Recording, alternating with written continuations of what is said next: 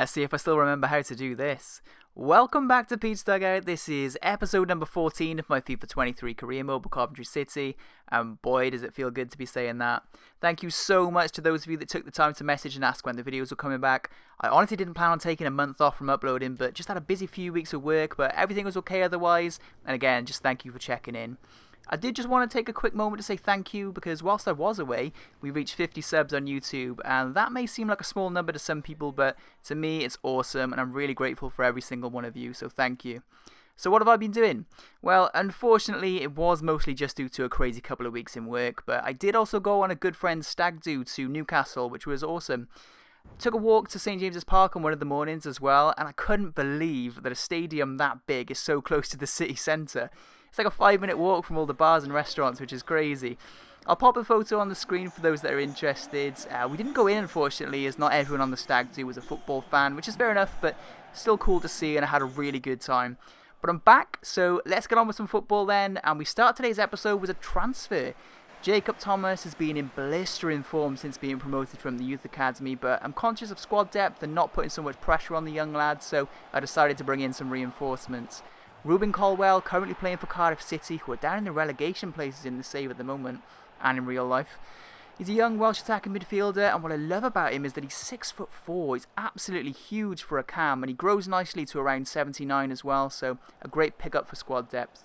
I managed to agree a 2.4 million fee with Cardiff for the Welshman, and he'll don the number 21 shirt for the Sky Blues. The plan moving forward is to change Casey Palmer to left wing, and that'll provide a bit more depth there as Papega needs a bit more time to develop.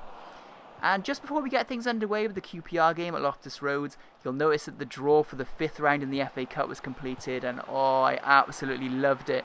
It's Leicester City away at the King Power, who of course dumped us out of the Carabao Cup on penalties earlier in the season, so it's a revenge game for us, and I cannot wait for that one. But before we can think about that, we have to focus on the Championship, and we found ourselves a goal behind early against QPR with Willock opening the scoring, and it was noteworthy that Alan picked up a yellow card in the build-up, but we did pull a goal back to Alan after he's played through by Tavsan. Alan has been getting into really good position since coming into the team for the injured Hamer, and just before half-time we had a chance to take the lead. Thomas times the ball perfectly to top scorer Gyökeres, who's in on goal, first touch perfect, but he tries to chip, and it's not the right choice as the ball goes high and wide before coming back down. But a positive reaction to going behind nonetheless, and we come in for half-time, having played the better football. So all momentum with Coventry City as we start the second half, and then disaster struck. Alan, who had already been booked in the first half, tries to win the ball back, but he's late, and the referee has no choice but to produce the second yellow, and we're down to 10 men. Alan goes from hero to villain as he gets us back in the game with the goal in the first half and picks up a needless second yellow with just a few minutes gone in the second half. But despite the man advantage, QPR still struggled to keep hold of the ball to create anything meaningful, and I knew the chances were there, but I needed to keep the team fresh, so Walton, Eccles and new man Colwell come on for Gyökeres, Tavsan and Thomas. And Walton almost makes an immediate impact as he bursts forward, tries to square to Kim, but Dickey makes a vital interception. And the game looked like it was destined to be a draw, but Kim wins the ball back after some sloppy QPR possession. Eccles plays in Colwell in his debut, and what is it with this team and late goals? The Welshman makes the perfect start to life with the Sky Blues with a beautiful strike off the post and puts the 10 men of Coventry into the lead with 5 minutes remaining. And that would prove to be the winning goal as we hang on to claim all 3 points despite the red card to Allen. A huge result away from home and a brilliant debut from Colwell. So as we head back to the office, I was met by the scouts, who is of course in Scotland for a few months now. He had a few prospects that caught my eye actually, so Patrick Milligan, Lucas Keith and Douglas Walker all get a shot in the academy, and we'll keep an eye on their progress. Fingers crossed we can keep producing talents like Walton and Thomas.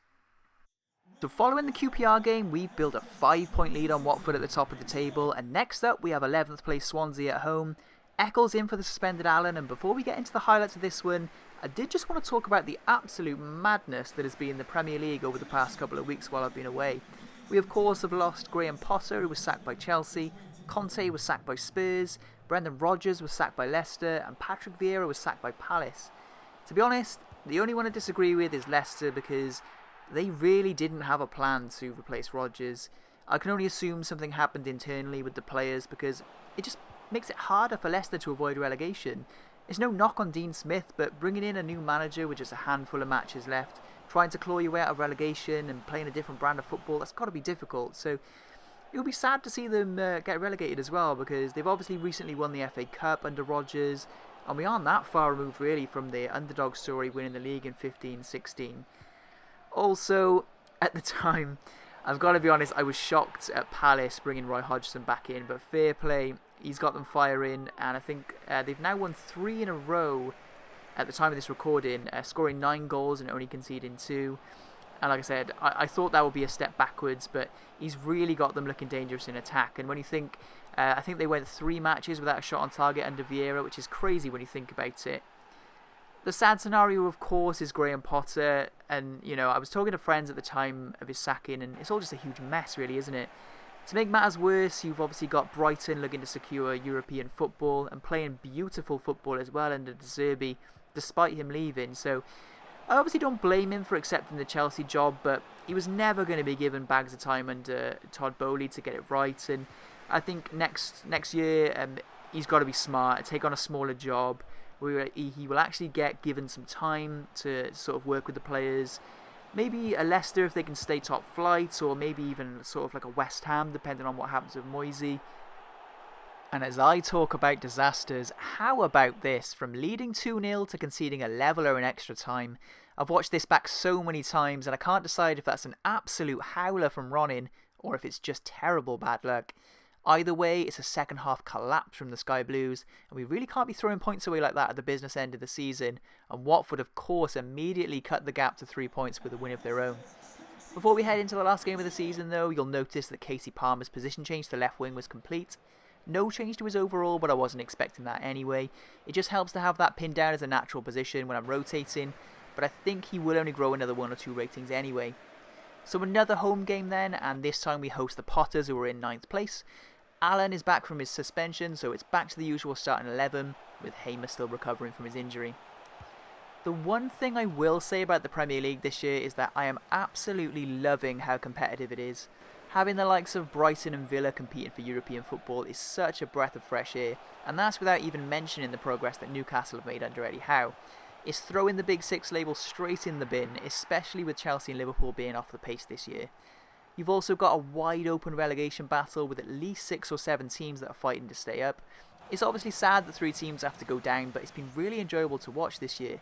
So let me know your thoughts and predictions down below in the comments for who gets top 4, who gets relegated, and on that note as well, let me know who you think wins the league, because that Arsenal draw with West Ham blew the title race wide open on the weekend. I'm not a fan of either team, but I kinda hope it goes down to the last game of the season. I absolutely love watching Match of the Day, you know, where they sort of cut back and forth between the games on the last day to make it all suspenseful. It's brilliant. And, you know, maybe I am looking a bit too far ahead, but there's also the Championship playoffs to be decided as well for who goes up. Coventry are hanging on to hope that they can sneak in, and how amazing would it be if they could just get into the Premier League after all these years.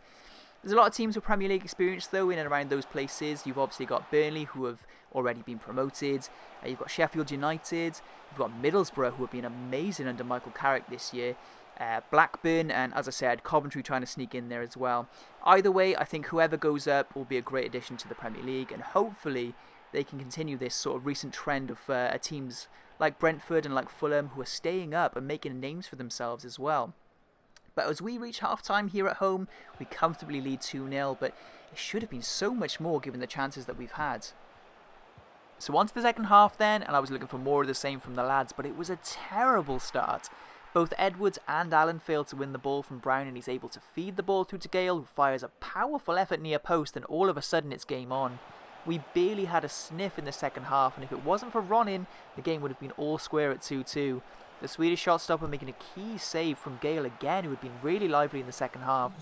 But with 5 minutes to go, we were really hanging on with everyone behind the ball, and Stoke had one more chance through a corner. It's initially cleared, but Stoke recover, and Clark whistles one just past the post. That was definitely squeaky bum time, and I was convinced that was going to sail into the bottom corner. But the final whistle blows, and we sneak away with all 3 points in what was almost another second half collapse. So it's 2 wins and a draw from today's episode, but the performances were nothing to write home about. The gap remains at 3 points, and something tells me that we're going to have to keep grinding out results if we want to win the league. But that's going to do it for another episode of FIFA 23 Career Mode on Pete's Dugout. Thank you all again for the continued support, and I'm so happy to be back uploading on the channel. One thing hasn't changed, and that's that I'm still working on that outro, but I'll be back with another episode very, very soon.